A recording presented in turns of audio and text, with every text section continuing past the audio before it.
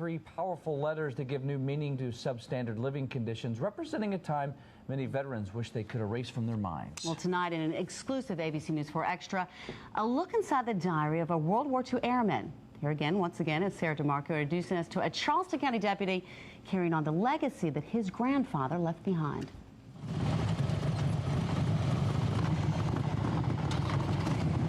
It won't be a typical ride for Deputy Chris Wells, getting a first-hand look into his past. Proud to be the person I turned out to be, and he's got a lot to do with it. Wells and fellow law enforcement officers hit the road last week. Destination Savannah and its mighty 8th Air Force Museum.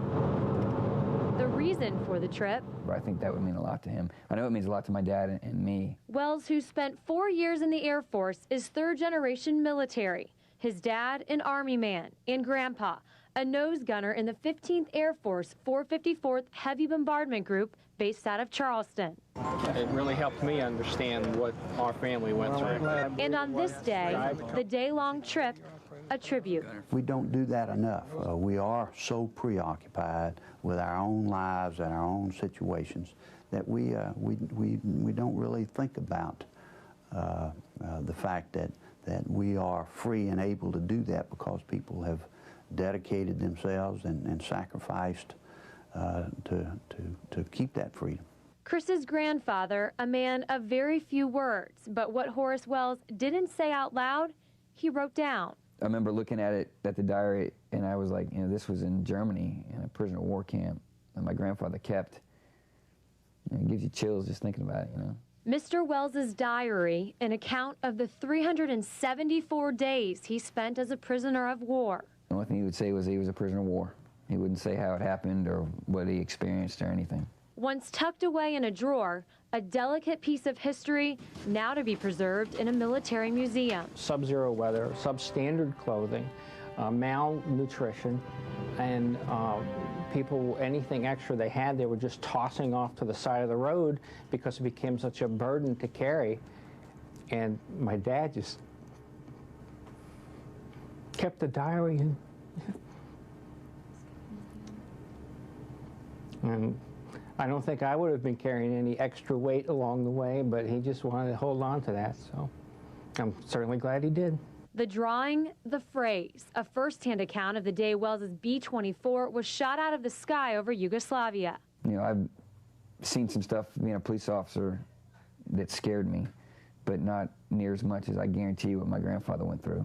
Being shot down and then being taken as a prisoner of war and experiencing that for as long as he was over there. Yeah, I would never want to have to deal with that, ever.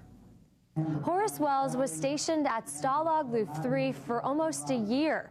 There he stayed in living quarters like this with triple-decker bunk beds, wooden tables, and a small coal stove used for heating the minimal amounts of food he received. A family heirloom, a part of U.S. war history, passed from one generation to another, leaving a lasting legacy for all to see. And I think it was extra special to me to have my son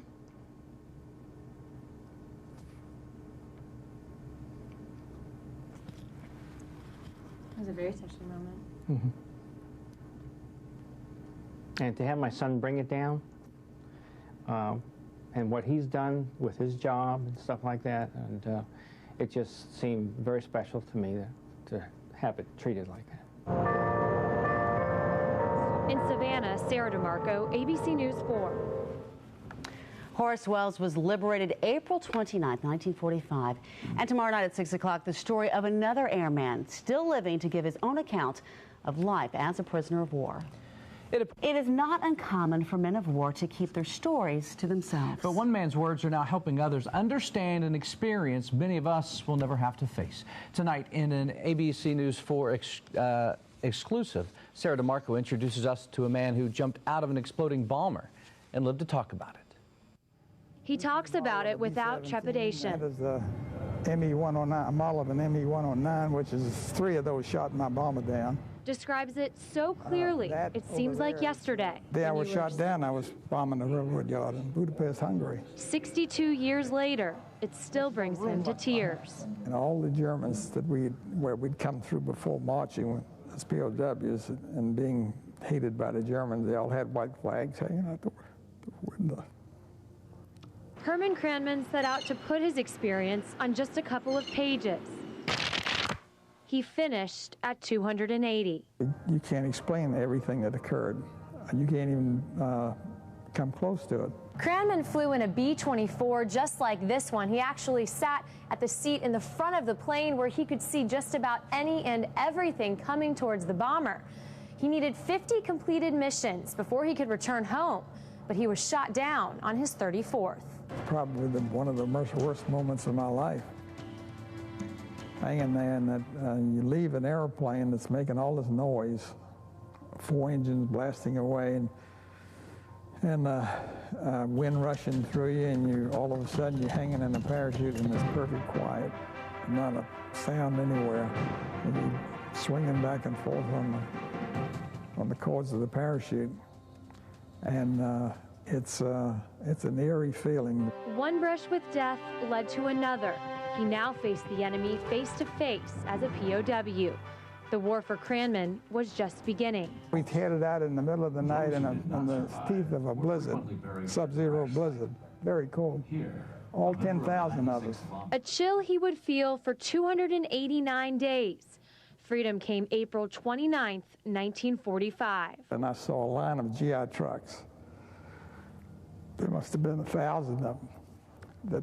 That was joy in itself. Tears of joy, a painting of despair captured by his wife, now hanging in Savannah's Military Museum. In Savannah, Sarah DeMarco, ABC News 4. And Mr. Cranman resides in Savannah with his wife. Coming up tomorrow at 6 o'clock, how similar Mr. Cranman's war story is to that of the airmen we introduced you to last night. How the two survived the same death march. That's tomorrow at 6.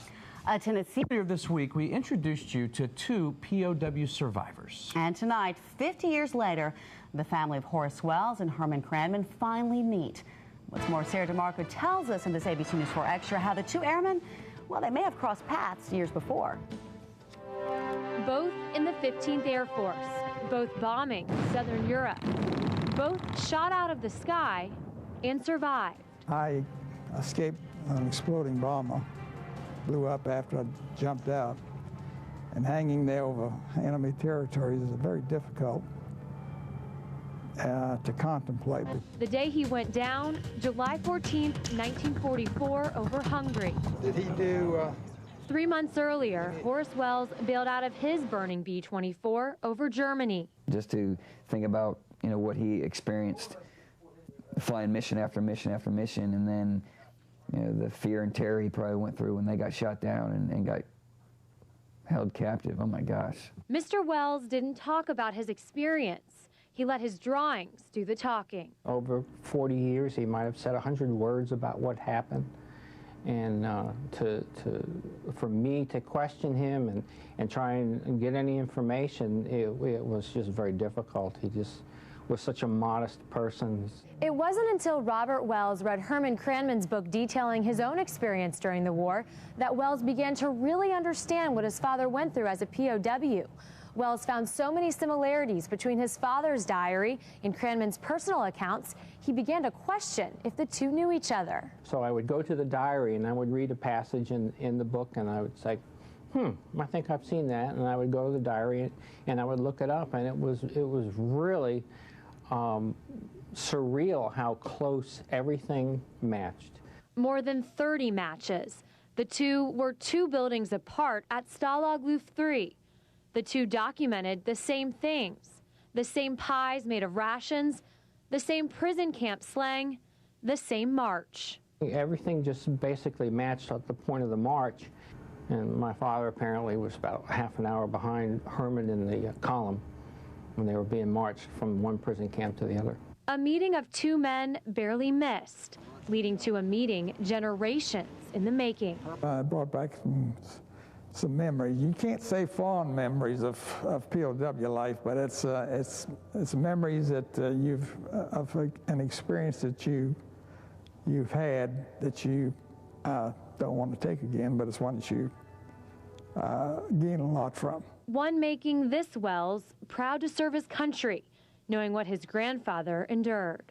The freedoms that we have today, that we don't have to live like the Iraqi people and people in other countries that don't have the freedoms that we have. My grandfather has a lot to do with that, a lot to do with it. 2 men, 2 legacies, never too late to pass on. In Savannah, Sarah DeMarco, ABC News 4. And that diary is being preserved in the archive room of Savannah's mighty 8th Air Force Museum.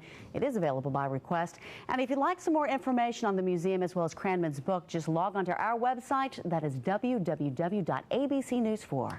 And a programming